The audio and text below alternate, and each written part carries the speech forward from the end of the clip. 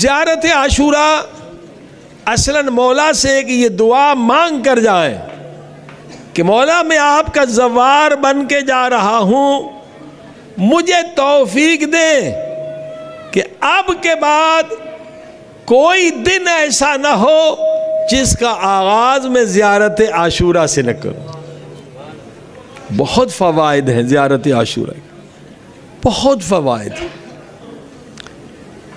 ایک بتلا دوں صرف واقعہ، حضرت آیت اللہ بہجت رحمۃ اللہ علیہ زمانے کے ولی خدا تھے، بہت ان کی کرامات۔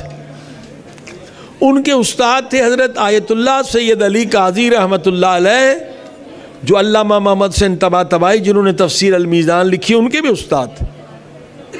خواب میں حضرت آیت اللہ بہجت نے دیکھا جنت میں اعلیٰ مقامات، برزخ میں بھی جنت ہے، وہ جنت دوسری ہے جو اصلی ہے، مرنے کے بعد انسان وادی سلام جنت میں جاتا ہے یا گناہوں کی وجہ سے برزخی جہنم میں۔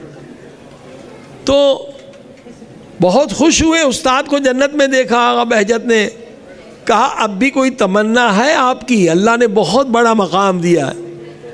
تو آیت اللہ سید علی قاضی فرماتے ہیں کہ بیٹا اب تمنا یہ ہے کہ اگر دوبارہ خدا زندگی دے، میں صرف صبح کا آغاز زیارت عاشورہ سے پڑھتا تھا، لیکن دوبارہ اگر زندہ ہو جاؤں تو میں نے زیارت عاشورہ کے فضائل دیکھے ہیں، اس کا صلہ دیکھا ہے، اس کا اجر دیکھا ہے، تو اب میں رات کو بھی آغاز کروں گا زیارت عاشورہ سے۔ صلوات پڑھے محمد۔